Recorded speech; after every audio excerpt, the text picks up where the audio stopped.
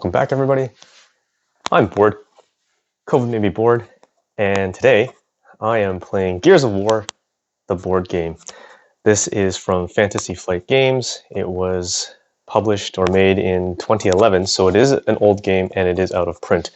This particular copy I got secondhand off of eBay for under $100, which I think, in my eyes, is worth it. I think I saw several other sellers selling their copy, even used, for $200-300 or more. And at that price point, I don't think it's worth it. This is more for nostalgia for people who love the Gears of War video game series. And I'm in that group of people. I love the video game. When it first came out, it kind of reminded me of that first feeling I had when I played Silent Hill. And it's a little spooky. Not sure what's around the corner. The locusts are pretty scary looking, but the video game introduced something really great, which was the cover system, in addition to the sort of dynamic where you're not overpowered soldiers. You need to protect yourself. And there was that balance between sort of that real life Call of Duty style gameplay and the Halo sort of gameplay where you can take a few hits and you're okay. Obviously, for me, the two biggest games I had for the Xbox was Gears of War 1 through 3, and including Judgment, and Halos 1 through 4. And those are really the two games I really played the most. So when I saw Gears of War and I heard about that there was a board game, and I found it for a good price, I scooped it up, and I have to say, I really enjoy it. I think it's a great translation of the video game to the board game. I think they have done very well in terms of translating that cover system, and the fact that you can't really go in running and gunning and pretending that you're going to find a health pack and pick it up to heal yourself full and continue on. You really have to do a little bit of managing and strategizing as best as you can and finding your way from cover to cover, just like you would in the video game. In the video game, if you thought you can just go lone wolf and go out in the open, no chance. Especially on the harder difficulties, there's no chance. So obviously, because it's a very old game, you can probably find a lot of videos already online with playthroughs, how to set it up, all the rules. I'm not going to go through every single rule because there really is no point, because this game is out of print. But I'll go over some of the basic concepts as I'm playing through it. But as you can see, I do have another video game turned board game, which is Doom, the 2016 version, the Doom the board game. And there's a lot of comparisons. I read a lot of forums from 10 years ago, people comparing the two, and I think at that time was 2004. I think Doom had a board game, and even comparing it to the 2016 version. Obviously, the 2016 version Doom is one versus many. But I have a video on that where I have a sort of a solo variant AI that works, and I enjoy playing it. Gears of War kind of amalgamates it together. It is fully cooperative, 1 to 4 players. You are playing the coalition of Horde government, and that team you're trying to work through various missions. I think it comes with 6 missions and the Horde mode, which is really interesting. It comes with a variety of double-sided tiles, and there's an AI deck for the Locust, and it's programmed. I like it. I have a programming background, so I appreciate the if this then that, or else this. And when you follow those on the AI card, it makes game flow for me. It makes sense. It flows very well, and there's a constant threat. You feel there's a lot of pressure even as you're eliminating Locust. You do feel that there's a pressure to try to move through quickly. Sitting around and just shooting is not going to get you anywhere. When I compare it to Doom, it's the same feeling. You want to keep on the move. For each round, there's the invader that activates. I like the initiation deck in the Doom series, which gives that tension. You don't know if it's your turn to activate. You really hope it is. Or you're in a position where it's okay if the invader activates. I haven't played the 1 versus many part of Doom, but I'm sure that would be just as entertaining. But I like that Gears of War, in my mind, has the best of both worlds, including a really cool cover system. One of the channels that I enjoy watching, the Dice Tower, Tom Vazel, when he reviewed this, he was not impressed with the hand management system. And for the most part, I understand that because your hand is your life.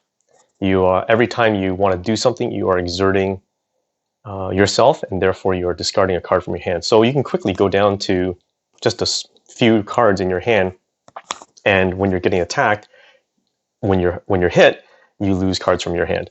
So I understand the frustration there, and it could maybe sour some of the gameplay. But for me, it added to the tension. It added to the dynamic of managing my time, managing what I want to do, versus going out and just going crazy.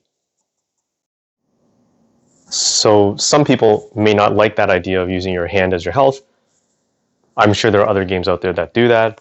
But for me, I don't have any other type of board game, dungeon crawler that uses that type of mechanic. So I'm okay with that. And for me, while I do have quite a few dungeon crawlers, and they all have very similar, monsters and they're cooperative. At the end of the day, for me, this was all about theme, because I really love Gears of War. That's what sold it for me. So there's going to be some various components that you have, and you'll be choosing a mission. That mission has a certain setup. It provides any special rules. Just give me a second, I'll find that card for you. So here on the mission setup, it gives you any special rules. It outlines the enemies that you'll be using, as well as the cards that you'll be using in the AI deck. And on the other side, you'll see you've got the setup for the map tiles for the different level locations. Now, for the missions, there's two parts to it. There are stages and there are levels. Stages are triggered effects that take place during a level, and levels are, exactly as they sound, different levels of the games, different levels, up to 3.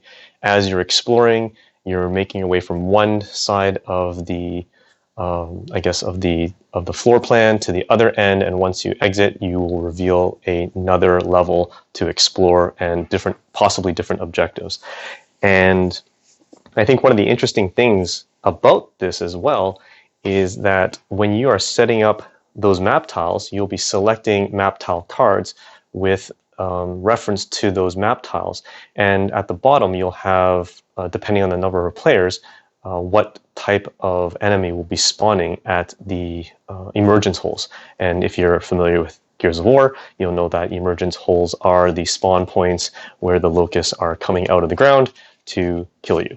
And as you choose these map tiles, you will then shuffle them and draw them one at a time, pick the tile, lay it down, and you'll be connecting the map tiles together. So you have the potential for a variety of different layouts every time you play the same mission.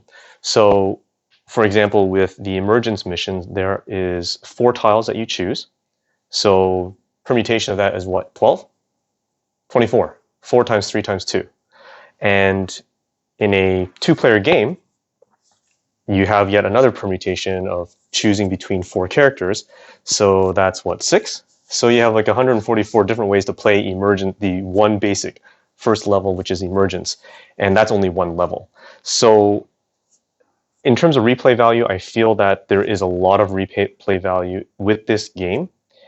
And even with just the core set missions that come with it, I think there was one expansion pack that was sold, and if you look online, it's tremendously expensive to get it. I don't think it's worth it. You can actually do a print and play online anyways. So that in itself provides enough replay value, and I think that's really worth it in itself. So once you've chosen your mission, you'll choose the cogs that you want to play with. They each have starting cards, or a starting set of equipment that they have. You have a maximum of 4 equipment that you can carry, which is, and one of them has to be a grenade, and you have sort of 3 other weapons. When I play, I kind of like to keep it thematic, so I'm limited to 2 primary and 1 secondary weapon. So the snub pistol, or the Gorgon pistol, or the Boltok pistol is the weapon I can have as my secondary, and I'm allowed 2 primary weapons like the Lancer and the Gnasher. But in this game, you could potentially have, you know, a Lancer, a Hammerburst, and a Nasher shotgun with your Bolo grenade, and I feel that kind of breaks theme. So when I play, I try to stick to that premise. And once you've done that, you would have your you set up your order cards. Your order cards are the cards that will be the cards that you use to play, and as well as representing your life. The default hand size is 6, and you'll see that on your turn you'd be discarding one of your order cards from your hand, and you have several choices. You can either do what's on the card, and it has different text, and you have to do it in order. You cannot sort of say, oh, I ignore the first point and I go to the second one, or ignore some of the other text. You have to follow it in order and perform it in order. You can also discard an order card just to move to areas, or you can discard an order card to do an attack. And those are pretty much your options.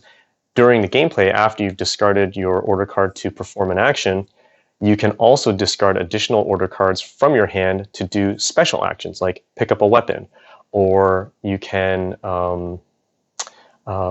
revive a down player. In this game, you don't die. In this game, if you lose all the cards in your hand and you are dealt an additional wound and you have no more cards to discard, then you are considered down but not out. You're out bleeding, and it's up to you, your teammate, to come and help you by discarding a card to rescue you. There's a little bit in there that I don't like. For example, I get the whole idea of exerting yourself to, you drop a card to do something, and that's exerting your energy, and that's why it's taken from your health. But something like picking up a weapon or helping a buddy up, I feel like maybe they could have put that in the actual order card, but that's okay. It's a small gripe. And that's why it can burn through your set of cards very quickly. But at the beginning of your turn, you do have the option to draw 2 cards to sort of refresh or heal yourself a little bit, if you want to call it that, or heal your stamina. So you'll also notice that at the top left of the order card, there is a special, I guess, reaction, or reaction ability, which is depending on the condition. In this case, this is a follow ability, where if a fellow cog is moving and passing either in my area and moving out, or passing through the area that I'm in, I can discard this and follow them to wherever they end up. And there's a few other ones that have a different symbol. So on this symbol, you'll see there's a +2. That's a +2 defense dice. Combat is resolved through rolling dice. I know some people aren't a fan of that because of the luck that comes with it, but it makes sense in this game. And there are 2 sets of dice. There's a defense dice, which is red, and there's also attack dice, which is black. And I'm not a big fan of rolling 2 sets of dice when I'm attacking. I don't care to roll an attack dice and then do another roll for defense and, you know, add, subtract. But in this game, I understand why it's done that way, because depending on, like, you don't have a lot. Your base cog soldier only has a 1 defense dice, so you need to either discard cards from your hand to gain an extra 2 to give you a fighting chance, or you need to be in cover, which gives you additional defense dice. If it's partial cover, you get +1. If it's full cover, which I'm going to explain as I play through, you get +2 dice. So potentially up to 5 dice if you needed to protect yourself. So it makes sense. On the attack dice, they have multiple sides, and one of them is the Omen symbol, which is the Gears of War, famous Gears of War symbol there. And this usually triggers a special attacking ability, both for the Locust and for yourself. And I'll cover that as we go through it. And one other react symbol on your order card can be this little sort of explosion, a symbol on the top left here, and that allows you to do a reaction for guard. And what that means is if a Locust is about to attack you, if it's the Locust activation phase and they're attacking you, you can actually discard the order card from your hand, ignoring the text on the order card, and you're simply doing a react, which is a reaction fire. You get to attack them before they attack you, and you hope that you take them out. But obviously, as with all dice rolls, if you are a bad roller like I am, sometimes it doesn't work in your favor and they end up attacking you anyways. So you'll have a Locust AI deck, which the mission setup tells you what cards you need for that. and you'll also have a stack of weapon cards that, depending on the tile that you're on, may have a option for you to pick up an additional weapon, again, by discarding a card from your hand. The Locusts have their own cards as well. When they activate on their phase, they have the name, and they have usually a special ability during their attack. If they roll the omen symbol, they have a number of defense dice that they use when you attack them. They call it health. I feel like it should be called a health threshold, because damage to enemies in this game is handled very differently than any other game that I have. Well, most of the games that I have. So I'll get back to that in a second. There's usually a symbol here indicating something that they are invulnerable to, and in this case, they are invulnerable to the Lancer chainsaw attack. So there's an option, if you have the Lancer, that you can not shoot, you can just saw someone in half if they're adjacent to you. And then during their attack, they have the number of black dice that they'd be rolling when they are attacking you. So I just want to loop back to damage. When I compare this with Doom, because obviously it's another video game turned board game that I have, with Doom, you have to keep track of the hits. So if an enemy or an invader has, 8 hit points, you keep track of it. And once you meet or exceed that value, they're off the board, they're dead. But in this case, the boomer has a threshold of 3. So if you roll anything less than that, it's still considered a hit and they're wounded. And what you'd be using is you'd be using a wound token, which would be placed under their base. So now, if, say, for example, I was attacking a boomer and I got 2, I couldn't meet that threshold. It's 3 or higher, would eliminate him from the board, but I got 2 instead. So, darn. But it's not bad because he's at least wounded. And that's what this represents. This doesn't represent that I've hit him twice or that he took 2 damage. What this represents is his new threshold. Now, the next time I attack him, I need to have at least 2 or higher hits on him in order to kill him. I like that. It's a very straightforward way of trying to keep things in terms of managing who you're damaging and killing off the Locust, rather than having a bunch of tokens or possibly dice that are tallying the number of hits they've taken. This, I feel, streamlines it a bit better. And if I don't meet this threshold, nothing happens. If I only dealt 1 damage, he stays on the board until I am able to remove him with 2 or higher hits. Once I do that, for most Locusts, they drop weapons. As soon as they're eliminated, you would take one of these wound tokens, flip them over, and some of them would actually drop weapons and the number of associated ammo tokens that you'd need. And I think that's pretty cool too, because it is random. Not all the wound tokens have that. For example, this one does not. And you would be able to sort of, get a few extra weapons. Again, just like the video game, not every single time they drop weapons. If they do, and if you already have the weapon, it's considered just ammo. Otherwise, you get to pick up a bonus weapon that you might need for yourself in the game. All weapons require ammo tokens, so you'll have these tokens here, and without the ammo, you cannot use your weapon.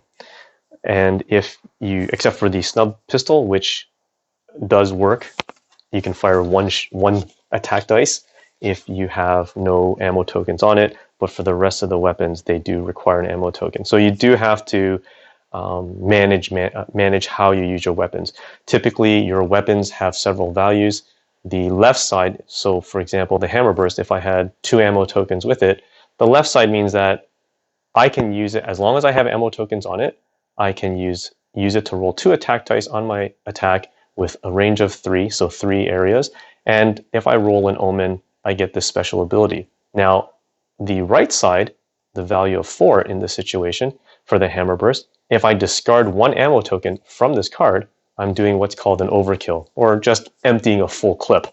And now I get to roll 4 attack dice during my attack, but then at the cost of 1 ammo token. So there's a bit of resource management there, which I appreciate. And again, in the video game, yeah, go ahead. You want to just keep on firing, then you'll run out of ammo, and then that's it. You'll just have your little snub pistol if you're lucky to run around, and good luck with that.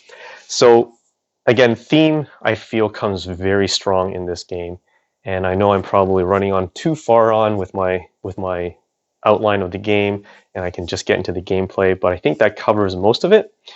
The game I have set up is Emergence. This is the sort of intro game that they recommend for your first time playing through, and I feel like it doesn't take too long, or at least for me, it felt like a good balance, and the mechanics it helps you get through those mechanics. And one other thing I want to mention too, in terms of the tiles, is the different layouts. Sorry, I should have mentioned this before. So typically there's an entrance point, which is this arrow, and that's how you would connect other map tiles, starting with this part. You'll have the black outlines, which are the walls, so obviously you'll have no line of sight. And you'll have cover spaces. That's what these little arrows are for. As you move into an area, you have the choice to move into cover. Same with the Locust when it's their activation. And you'll have emergence holes that, depending on the AI card, some enemies may appear. And you'll see that there are sort of these less sort of light gray markings, which indicates different areas. So in this section, we have 1, 2, 3, 4 areas. Depending on these ones, these could be 5 and 6 areas. It depends how you look at it, because this is a straight line through. So there's a question mark here. This means that this tile has a special equipment drop that when you are in this area or in this space, you can discard an order card from your hand to pick up to activate that equipment. And typically it's picking up ammo or picking up a special weapon. And then every tile has an exit point. So once you reach this, sometimes it triggers a stage effect, or sometimes you're just exploring to the next level. So again, the game I'm starting with is Emergence. This is kind of that first in Act 1 of Gears of War, where Dom has opened up the jail cell, freed Marcus, and told him, hey, we need you, Hoffman needs you, and things are different now, and let's get ready to rock.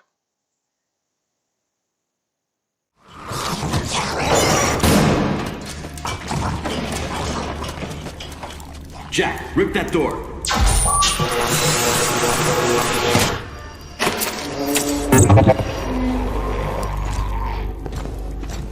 What are you doing here? Getting you out. Here, put this on. You'll need it. You could get in a lot of trouble for doing this. Not anymore. Things have changed. We better go. What about the other prisoners? You can't just leave them here. They're gone. Hoffman pardoned everybody. Is that right? Welcome back to the army, soldier. Okay, so after that sort of intro sequence, that's sort of how I feel that has set up for this Emergence mission. And I will be playing Marcus and Dom. Now, you can play with just one player, but there are order cards that really create sort of a cooperative tactic. And I feel like playing solo, it's best to play with, 2 players or 2 characters, so that you have the opportunity to really benefit from those cooperative type order cards. And I think it just flows better. I don't know if I would play with more, because that's a lot to manage, but so far in my gameplays, 2 is okay. Maybe 3 would be good too. So I've got my board set up for the Emergence. What I did was I took the map tiles, shuffled them, drew them out one at a time, and I laid the map out according to what I drew.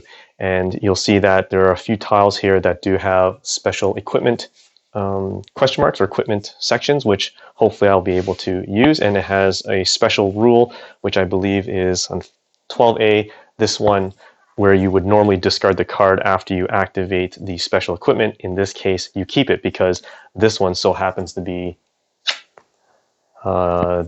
you would discard an order card to get a grenade. And the goal of this particular mission is to seal this hole, your emergence hole over here. Locusts are spawning constantly from it. We've just escaped, or Dom has just helped me get out, or help Marcus get out of the jail cell, and we are now moving our way to the extraction point. But before we can do that, we need to seal that hole and then get out to the choppers that are waiting for us, sort of like the game. So I've got several things that are off camera. You'll see that over here. I've got my weapon stack, the Locust AI, order deck. I've got my mission cards, and I've got my 3 locusts based on the mission setup, as well as their associated miniatures, which, by the way, I just want to say that the miniatures in this are actually really good. They have great detail, and I think very similar to how I feel about Doom the board game, the miniatures in that were great, fantastic detail, and I think those miniatures in Doom are slightly larger than these, but the detail still is really, really great. I think one of the gripes that a lot of people had were with the cogs. They're all red and they all look the same, but I might just paint their bases. I'm not a big miniature painter, so I don't have that kind of skill set. All right, so we've got it set up, and first thing I'm going to do is with Marcus, he actually has a special ability. I should probably show that as well, which is right here. You can see his starting weapons and the number of ammo tokens that he gets. You can also see, sorry, at the bottom left, that's the number of defense dice that he would roll when he's defending. So 1, it's measly. It's not great, so definitely it's important to try to beef that up if you can. And he has a special ability, which is his maximum hand size is 7 instead of 6 for everyone else. And he gets 1 more, which is roll 1 additional dice when using your Lancer's constant ability, and that's the chainsaw. I've got my Lancer, my snub pistol, and bolo grenade. I don't know if you can see that down here, and with their associated ammo tokens. And I also have Dom, who has his special ability, move up to 1 additional area when you resolve an order card at any point before or after an action on the card. And I've got his Nasher shotgun, snub pistol, and bolo grenade. I kind of feel like he should really have a hammer burst instead. There's lots of room to sort of customize your game with this, and I've been playing around with that too. And you know what? Just like every other sort of dungeon crawler, there's always room for modifications. So 1, 2, 3, 4, 5, 6, 7. That'll be Marcus. And 1, 2, 3, 4. Oh, sorry, I should go 1, 2, 3, 4, 5, 6 for Dom. I've got my attack dice and defense dice on this side, and I think we're ready to go. So once we start, we're basically entering this initial space because of the entrance arrow. One of my characters, which I will make Dom, he will be in cover space. When you're in cover, when we're talking about line of sight, you have line of sight so long as you can draw a unobstructed line from your area to the target area. So for example, let's just say we had these guys here and Marcus is here. So when Marcus is here, he is considered anywhere in this area. So it doesn't matter if he's here or here or here or here. I would be drawing a line from this edge of my area to the edge of my target area. So it's not to the target, it's just to their area. And here I would. If I was in cover, I need to be able to draw a line, well, let's just put it on this side, from this sort of white center dot to the target area. And in this case, I can as well. So I would be able to attack these 2 guys here. When it comes to cover in general, let me see if there's a good example here. So if I had this drone that was not in cover and he wanted to attack Marcus, sorry, that's Dom. That's why it's confusing. They're all red. So this is actually Dom, sorry. This drone attacking Dom who's in cover, you'll see that when he draws his line of fire, he's going from, oh, actually, let's put it here. He's going from this area to Dom's cover spot, and you can imagine that this cover spot, this white cover spot, has an imaginary sort of horizontal line that goes through. If that line of fire cuts through or cuts through that imaginary line, which would be this one, Dom is considered to have full cover. And by that, he gains 2 extra defense dice.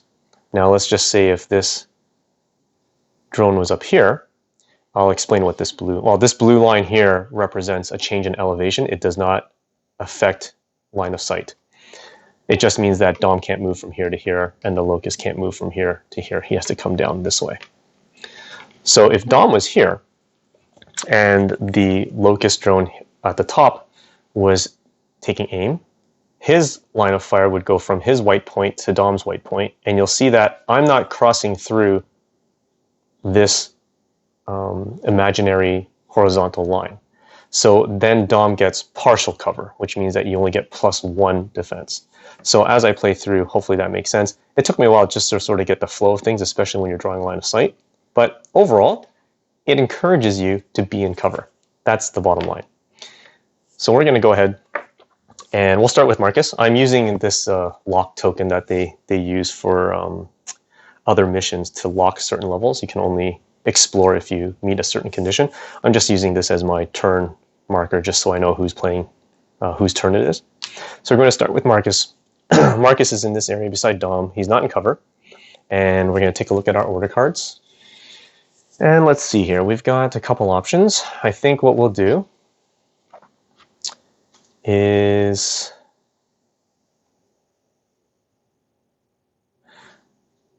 we're gonna do this one. We're gonna move up to 3 areas and perform 1 attack. So I'm gonna discard this card, which means that I will be performing these 2 options in order. I must move up to 3 areas first, including 0, and then I perform 1 attack. I cannot ignore one or ignore the other. They must both be done. And on your turn, you have to discard an order card. There's no option to say I pass. So I'm gonna discard this one. And when I do that, I'm going to move 1, 2, 3, and I'll be moving here. But I think I want Dom to come with me, or maybe Dom wants to come, and he can. So when Dom discards this card on Marcus's turn, he can follow Marcus. This is part of that cooperative aspect. I like that. I like that, you know, Dom's not just sitting there waiting for his turn. He can still do something. So he's going to do that. He's going to discard this, and he's going to move with Marcus into here. So I will put Marcus in cover, and I'll leave Dom out of cover. But they're both in the same area. Now, from what I understand, it's not Dom has to end up wherever Marcus ends up. He can't choose to stop halfway through. So if I'm moving here, Dom can't follow me to just here. He has to be wherever Marcus ends up. So Marcus is in cover, and he gets to perform an attack. And that attack, let's say we're going to go after this guy. So here, from my cover white space or cover white mark to the drone's area, I can draw a clear line of sight. No obstructions. So I'm going to roll for my attack, and for my attack I will use my Lancer, and just for the sake of demonstration, I'm going to discard 1 ammo token to perform my overkill, which gives me 4 attack dice.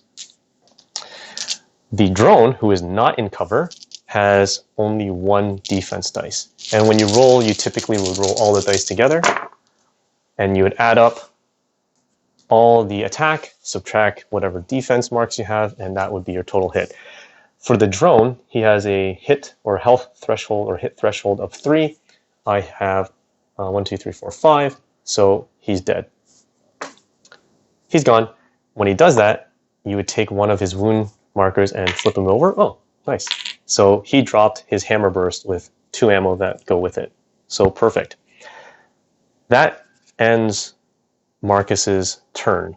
Now it goes to the Locust activation step. So we'll take a card from the AI deck, and this is for the boomer. For each boomer, if a cog figure is within 4 range, you will attack it. Otherwise, you move 2 areas towards the nearest cog figure.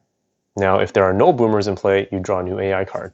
So on more often than not, you can typically draw more than 1 AI card.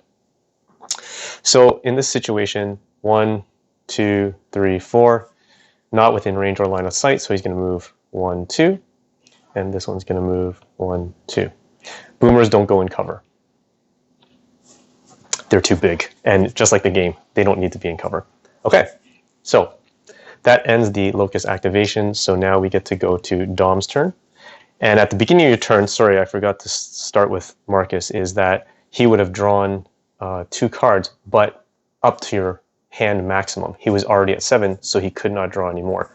Dom already has his maximum of, actually 1, 2, 3, 4, 5. He has 5 because he dropped 1 to follow, so he would draw 1 card to his maximum, which is 6. So now I'll be discarding a card. Okay, so I'm going to discard this one. which is perform one attack, then move up to 3 areas. So I'm going to discard this card. And I'm going to... actually, let me see. I don't think I can because... Oh, no, I can. Because this does not block line of sight. So from his area to hit to that, I'm crossing through, which means the drone does get additional defense. And I'm gonna go ahead and use my snub pistol. This is probably a bad tactic, but I just want to use it for demonstration purposes. I'm going to discard my snub pistol ammo, so I get 3 attack dice.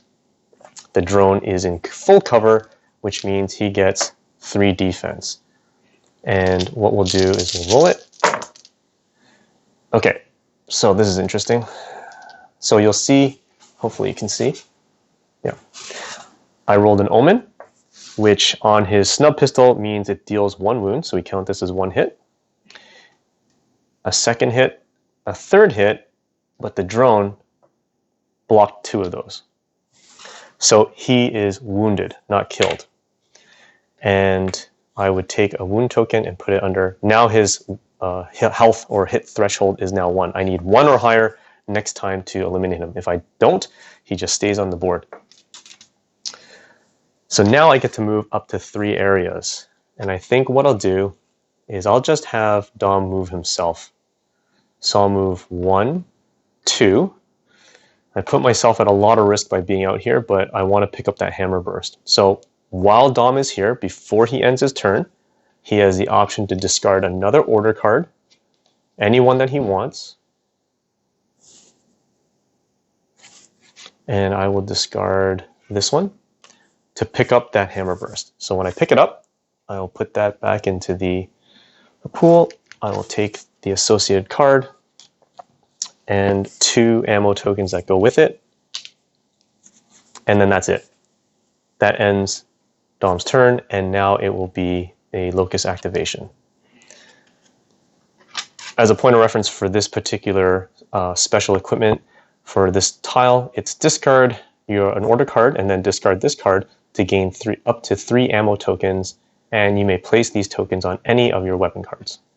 Once you use it, you can no longer tap into that equipment again. So we drew this one, which is not good. It's for the group, it's for all the drones. If 1 or more drones are in play, move each drone 2 areas towards the nearest cog figure. Each drone then attacks a cog figure within range. So we'll be moving these 2. And when this one moves over here, we'll start with this one. Before he goes into Dom's area, or actually I think after he finishes, so he'll move in here. So he does his move 2 areas into Dom's area, but before he attacks, you now have the ability, one of you, have the ability to toss an order card or discard an order card for its guard. You can only do this once per Locust activation, which means that if Marcus were to do it, Dom can't do it too. It's either one or the other. And that's where sort of the cooperative communication would be important. So if maybe Dom doesn't have a guard, then Marcus would do it. But in this situation, let's see. Dom does have a guard, but you know what? Dom already has only 4 cards in his hand. He's getting pretty tired. Marcus can afford it, so he's going to go ahead and discard this card for its guard. And what that means now is I'm able to attack this drone before he attacks Dom. I'm not wasting an ammo token. I'm just going to roll 2 dice. The drone is not in cover, so he only has 1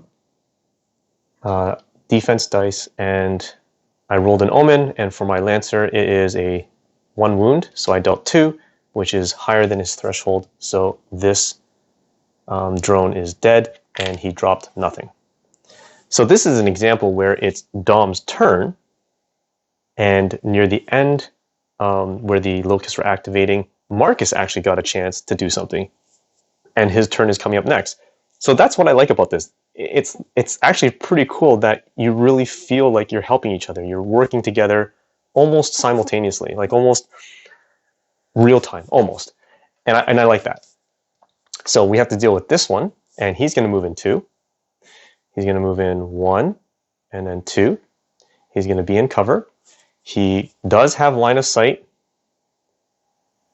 of Dom, and he does have line of sight of Marcus. But we'll go after, I think we'll attack Dom. Yes.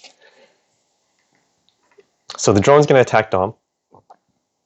But before he does, Dom is going to discard this card because he is not in cover. He only has 1 dice. So he's going to discard this to gain 2 additional defense dice. And this you can do at any point during or just before an attack. And you can do that as many times for every attack. Once per attack, sorry, that's what I meant.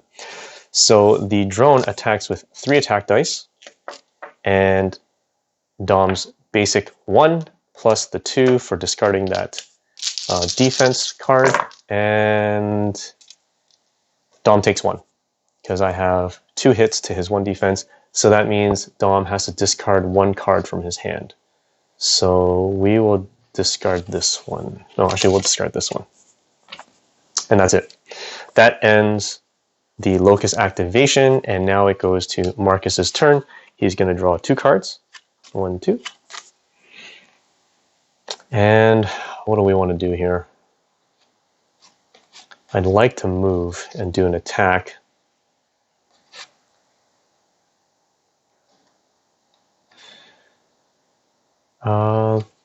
Marcus should have line of sight, but he has only 2 areas of range. For your weapons, range is the number beside your range is sort of the maximum effect range. You can shoot enemies beyond the range. However, for every area that is beyond the range of your weapon, the enemy gets +1 defense dice. I really don't like that, but it makes sense. In the game, when they're far, you're not going to be as accurate. So this is more about accuracy, if anything. It's the range of accuracy. So I'm going to go ahead and I think I'll just go ahead and try, no, move 1 area.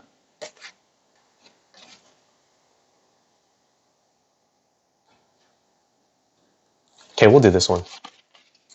Choose a cog figure in your area to draw 2 order cards, then move 1 locust, 1 figure area towards you, and then skip your activation this step this turn. So we're going to play that one. So obviously in my area it's only Marcus. He has 1, 2, 3, 4, 5, 6. He can only draw 1 card. And then he's going to move 1 locust figure, 1 area towards you, and we'll move this guy. And that's it. So we skip the locust activation round, which means it's Dom's turn. So Dom is going to draw 2 cards. And we're going to go ahead and perform up to 2 attacks, just in case. So we're discarding this card to do 2 attacks on this drone. Or do I want to do something else? Move up to 3 areas? Move to 1 area? No, let's just do it. 2 attacks. And I'm not going to use any specific tokens, but I'm going to use my hammer burst. So it's 2. From my area to this drone's cover, it's clear, but he gets partial cover, so he gets 2. So that's what I'm going with. Here we go. Oops, sorry, I should move these out of the way. Oh, beautiful. So I hit 2. Not enough to kill him, but enough to wound him. And now I get to do a second attack, which I will use my Nasher, my shotgun, which is, again, 2 black, 2 red. And I didn't do anything. So I rolled the Omen. The Omen gives me double the amount of wounds on all other attack dice, limit once per attack, and I didn't even get 1 hit. So this is not good. So that is the end of Dom's attack, and therefore he is he's open for some damage right now. So now it's the Locust activation. It's an event, a general event. Discard 1 ammo token from one of your weapon cards. Remove all dropped weapon markers from the map, then draw a new AI card. So I'm going to discard one from my Nasher shotgun, and we draw a new AI card. If one or more locusts is within 2 movements of you, and it is, each locust moves 2 areas towards you. Then if in your area, it attacks you. So this locust will move into Dom's area, and that's it.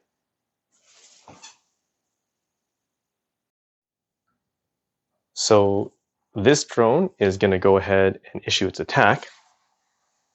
But again, let's see here. I don't think 1, 2. 1, 2? Yeah, I think this will work. But Marcus can discard his guard, an order card for his guard reaction. He has 1, 2 range. That's not obstructed. Again, the blue is not a wall. It is sort of a change in elevation. So I'm going to go ahead and attack with my Lancer rifle, which has 2. I'm not going to burn an ammo. He's not in cover, so he has just 1 defense, and I get it. So he's dead. And he dropped nothing. So again, another great example of sort of cooperative play. Before that, drone could attack Dom, and Dom only has 3 cards left in his hand. Marcus came in to help him out. So that ends that activation, and now it's Marcus's turn. He draws 1 card. And we want to do some movements here because... Okay, so we're just going to go ahead and we're going to discard this card to move 2 areas. 1, 2. And we're going to be with Dom. And we're going to do our locust activation for each drone. There are no drones. So if there are no drones, draw another AI card. Each locust that is 4 or more movement away from the nearest cog moves 3 areas towards him. 1, 2, 3, 4. So he's going to move 3. 1, 2, 3. 1, 2, 3. So they're closing in. And then draw a new AI card. This is sort of interesting about the AI deck. It just can constantly run and run until they attack you. So you're not safe for most of these draws. For each drone, there are no drones. So we draw another AI card. For each drone, Boomer, Cantus, and Theron Guard attack a cog figure within 3 range. That is possible here. Then each locust that did not attack moves 2 areas towards the nearest cog and then attacks in their area. So both these boomers are going to attack because they can both draw an unobstructed line from their area to our area. So we'll start with this boomer. This boomer is not in cover. He just so happens to be standing here. And I think... Who's going to drop a reaction? Okay, well, we'll go with this. We're going to drop this reaction. Drop this order card for a reaction. And we'll do this one. So before we do that, we will try to hopefully stop him out. We're going to discard an ammo token from our hammer burst to give us 4. The boomer has 2 defense. And oh, beautiful. So we got 5. His health or hit threshold is 3. So he is done and he drops nothing. So now we can only do 1 guard per activation. So Marcus cannot do anything, but the boomer we can choose because they're both in the area, same area. The boomer is going to shoot for Marcus. So the boomer rolls 4 attack dice. Marcus is going to drop this order card to give him an additional 2 dice, which he's definitely going to need. And oh, this is not good. So he blocked 1, he takes 1, and the boomer rolled 2 omen. And on the boomer's card, it is each other figure in the target's area is dealt 1 wound. Limit once per attack. So that means Dom drops has to discard a card from his hand for taking a wound. He will drop this one. He only has 1 left. And Marcus will take 1. So he will discard. This one. Because the omen says each other figure, it does not include Marcus because he was the target of the attack. So that ends the Locust activation phase. And now it's Dom's turn. Dom is going to draw 2 cards. Take a deep breath, try to gather his strength. he is going to who do we want to give what? Let's help Dom out. Okay. We're going to move up to 3 areas and perform 1 attack. So he's going to move here. And when he does that, he's going to discard 1 more card, which will be this one. He's really exerting himself to pick up 3 ammo tokens and put them on any of his weapons. So we'll give it to his hammer burst and his Nasher shotgun. And that means we have used this. Special equipment cannot be used again.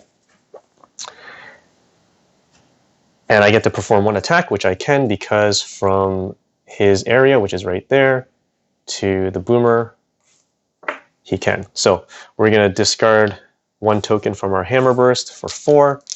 The boomer has 2 for his defense. And hopefully we get 2. So Dom's attack of 2, no defense for the boomer. But the boomer's hit threshold is 3, so he is wounded. And that is the end of Dom's activation, which means now it's the Locust activation. For each wretch, there are no wretch. Draw another card. Here we go. For each boomer, if a cog is within 3 range, and they are, attack the nearest cog figure within the line of sight. So they're both close. If you look from here and here. So we're going to go after Marcus because Marcus has the most cards right now.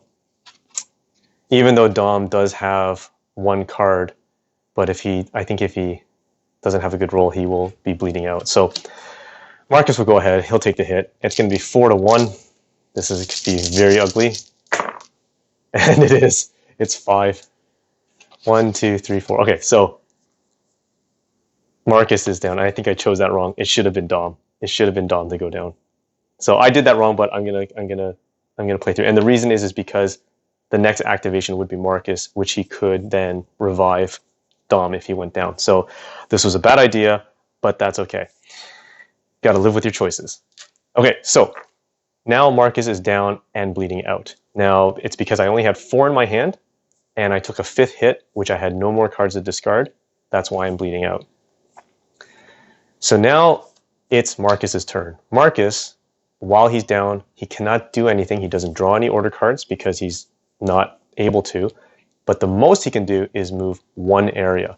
So we're going to move into Dom's area to hopefully, on Dom's activation, hopefully he can revive his buddy. Now it's the Locust activation. Each Locust that is 5 or more movement away doesn't apply here.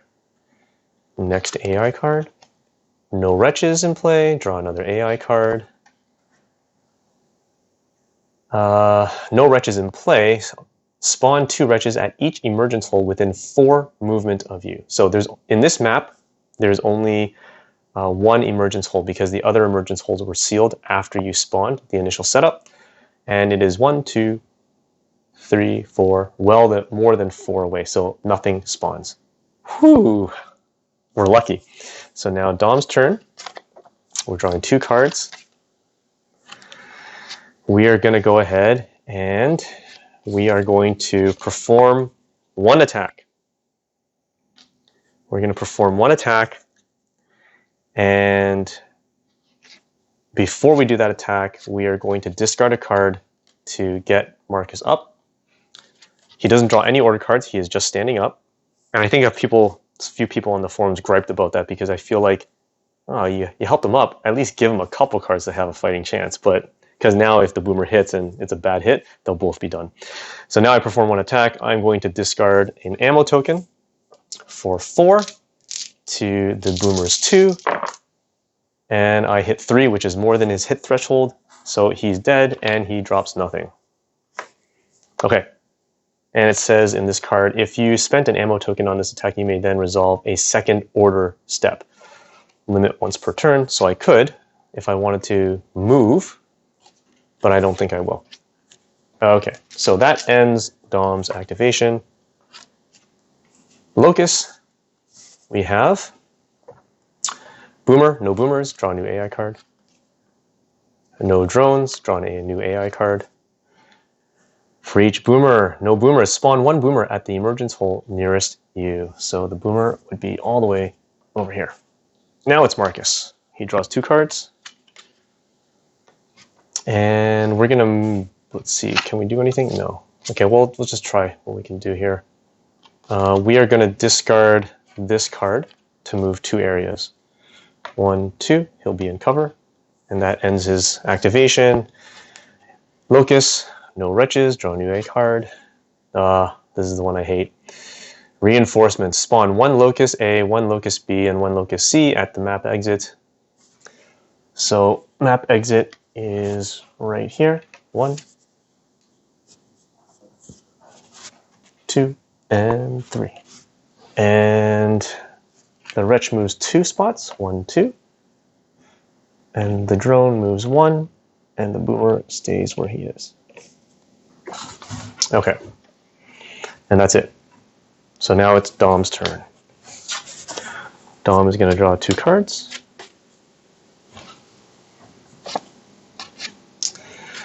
We'll discard this card. No, we'll discard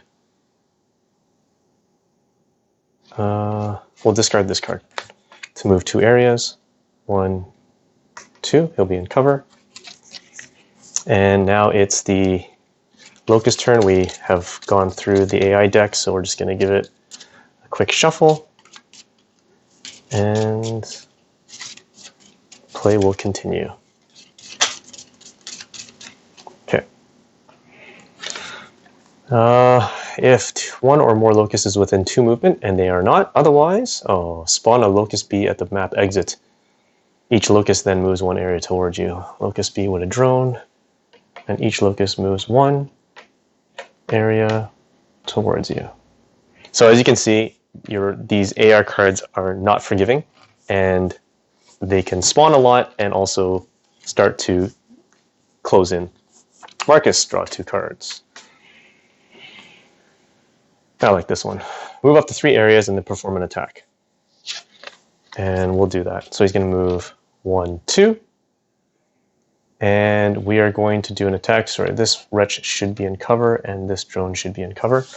So let's see. What do we want to do? I could go right into here, and he wouldn't have cover.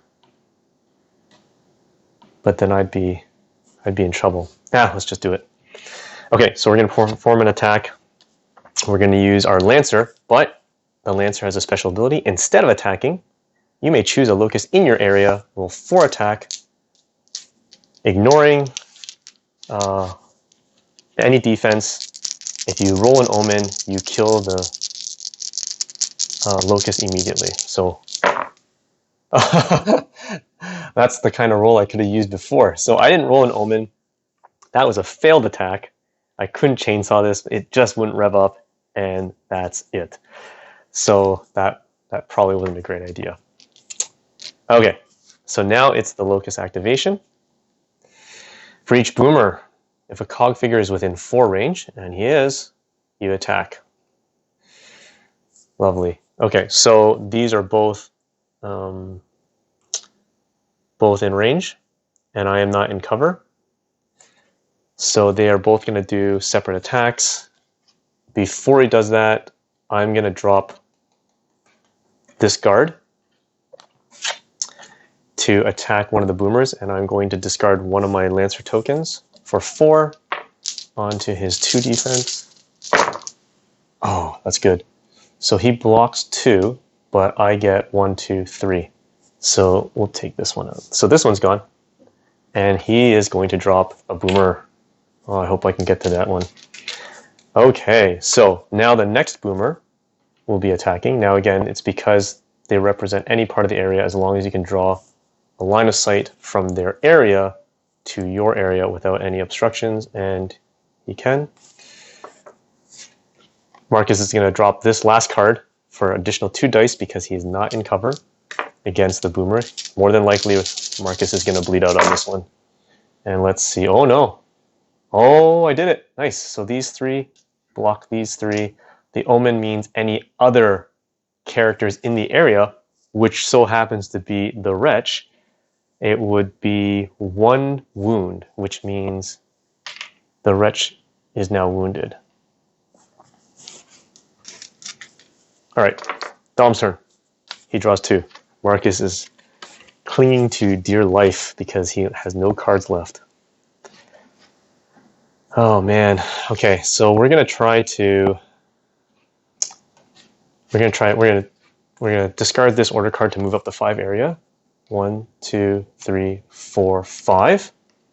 While we're here, this one is discard this card to draw 2 random weapon cards and keep 1. Okay, so we're going to discard this card to pick up a random weapon. So I'm going to take from my special weapon deck. I'm going to draw 2 random ones. It doesn't say draw from the top 2, just any. I flip them over. I get the boom shield and the boom shot. I'm taking the boom shot. Wait, I can't. I'd have to ditch one of my weapons. So which weapon would I want to ditch? So this is a situation where if you play by the board game rules, I could get rid of my snub pistol, have a boom shot, Gnasher shotgun, and a hammer burst. But I'm playing my way, which is I need a secondary weapon, so I can't get rid of my snub pistol. So I'm going to go ahead and get rid of the Gnasher shotgun. I know I have 2 ammos on it, but I'd rather have the boom shot.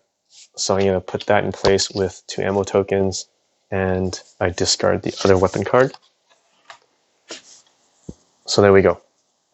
So I moved in, I discarded, and we can no longer use this one anymore. And that's it. That's that AI card.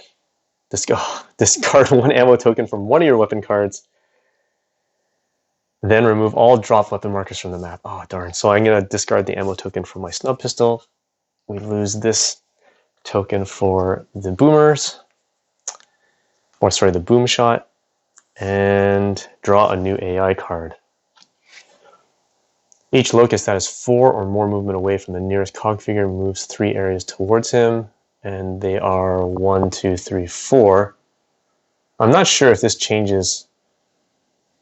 I don't think so because it's just elevation. So 1, 2. So draw a new AI card. Nobody moves. If a cog figure is within 1 range, and he is, attack the cog figure with +1 die. Otherwise, move 1 area towards the nearest cog figure, then attack the nearest cog figure with 1 line of sight. So this one is not within 1 because this is a range of 1. This one it can attack either Dom or Marcus. So we'll start with him first, and this one will move in here. So +1. So because we can choose, it's equal distance. We're going to choose Dom. Dom's in full cover, which means he gets 3. He gets +1 die, which means he's rolling with 4. And it's all bad. So the omens in this case are heals for the drone. Heal this figure, so it'd be a complete heal. He's not wounded, so that doesn't matter. But unfortunately, I only stopped 1 out of his 4, which means 1, 2. I'm out, or bleeding out. That's not good. Well, you can bet this is about to end very, very badly for me. So now this drone is going to move in 1, and he's going to aim for Marcus. When you have a cog figure that is bleeding out, they are completely ignored by the locust activation. They don't do anything. It's as if he's not there. So he's going to roll 3 to Marcus's 1 because Marcus is not in cover, and Marcus has no cards. So good try getting out of the jail cell, guys. And that's 2. So Marcus is down. Once all your cog figures are down, you've lost the game.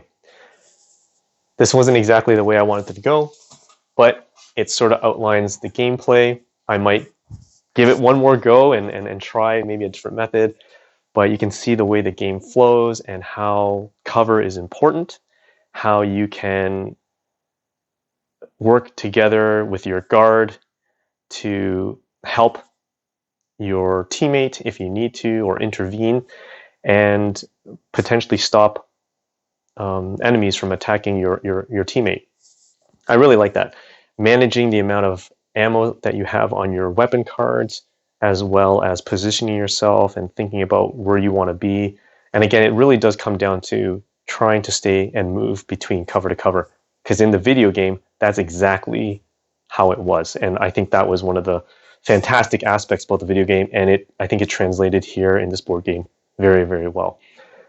When I compare this with Doom, and I'm only comparing it because Doom is the other video game to board game, they each have a different aspect, so I can't really say one is better than the other because they work differently. Doom doesn't have has like a health tracker. You have 10 health, and you have health packs because it can be brutally hard depending on the mission. The map layout is predefined, it's predetermined. You can probably do some modifications, but for the most part, every mission has a specific layout, whereas Gears of War, you can have a bit of randomization because you are shuffling the map tile cards first before laying out the map. With Doom, you're using your cards for defense, and same with the Invader. They defend by revealing cards from the Invader deck. And with keeping track of enemy health, Doom can get very, very messy with all these tokens to keep track of the hits. Whereas here, they're either killed or they're wounded, and that's it. There's no in between. And I like that. I like that simplicity. The AI deck here, I think, is very strong. It works really well. It keeps it going, keeps the tension high. There's never a moment where, well, maybe one or two breaks I had, especially with the Wretch card. But for the most part, there is a constant movement of enemy towards you. I feel like maybe with, the player cards, yeah, sure, they have the abilities and they have different starting weapons. But I kind of feel like it would have been nice if maybe they, you take your order deck, your order cards, divide them equally amongst the number of players, and then they each had maybe separate order cards that's specific to them to provide a bit more uniqueness to the character. I think that would have been a nice feature to have, so that when you're choosing a character, you're not just considering their special abilities, but something else that they bring to the table in specifically to their order cards. So again, not a deal breaker. This is still a solid game, and I like the variety of the weapons. It's very thematic. It works. The way the map has and the way you do line of sight, it works. The way the enemy cards have when you roll an omen, it's thematic. With the boom shot, you hit the area, it's a big explosion or it's dead on. Whoever's around there is going to get affected too, So, and it could be Locust or Cogs in that area. So it's fair and square. If the boomer shoots and you have some other Locust in your area, they're going to take damage too. So I like that. I think all in all, I'm happy with this purchase. Secondhand, the only thing I was missing out of the secondhand product was one attack dice. So I'm supposed to have 5, but I only have 4. But the rest of it came in great condition, almost near mint condition. So I'm really happy that I found this. And I think this game comes to the table quite often now because I just like the way it works. The one thing I would say is the game can be long. This is just one level. Emergence is the basic level. I've played Emergence multiple times, and I don't know his bad choices this time or bad rolls, but the last few times I actually won, and I've only lost maybe 2 or 3 times, including this. But even with just Emergence, you can, again, the layout randomizes. If you really wanted to, for your Locust selection, out of the other Locust cards that you could have, Cantus, Theron Guard, I forgot who else is in there, Grinder, you could just, close your eyes, pick out 3 in any order, and then that's it. You could easily scale some replay value in this and also difficulty. And with the map tiles, so the map tiles, I think for the standard map tiles that don't have any special abilities, that doesn't come with anything special, I think there's about 8 of them. 8 of them for this specific style. This is double-sided, so it's a different style. And there's also, I think, maybe 7 or 8 of this style. So, you could randomize that as long as you maintain the maps required or the tiles abilities that are required for this particular mission. So you don't need 16A, you just need one of the tiles with this design that has the ammunition ability. And then you obviously need one that has the grenade special equipment. And I think there's 2 or 3 that come with that. So that alone, including the shuffling before you lay out the map tiles, creates a lot of replay value. At least I feel it creates a lot of replay value. So I could just keep on coming back to this one mission and making changes, choosing different characters, possibly, customizing a loadout instead of following the standard loadout. And, the order cards that you draw will always be different. You won't always have the one that you really need, So I think it adds really good replay value. And the choices that you have to make between balancing movement, like you want to move, you can't just sit there, otherwise they'll constantly spawn through. You got to move, but you also want to move cover to cover, try to get to the objectives, try to get special cards or special weapons if you can to help boost your attack and make it to that exit. If you have additional levels, then the game can go on very long. I think easily 45 minutes per level. And not everybody has that amount of time. So it depends. Other games are like that too. Other games, like other board games that I have, can take at least 60 to 90 minutes. And that's when you're on your game, like you're rolling well, you're making good choices, and you're drawing the right cards, and that's optimal. This was obviously not my best play or not my most optimal play, but I hope that you enjoyed it. Gears of War, the board game, I think a great, awesome translation of the video game to board game, and it's so bad that they don't have this in print anymore. And I think Fantasy Flight lost their license or no longer has the license for it. So the future of this game is pretty much past. It probably will not come back unless another company picks up the license and tries to re-implement or make a second edition of this. So hope you enjoyed that, guys. And until next time, stay bored.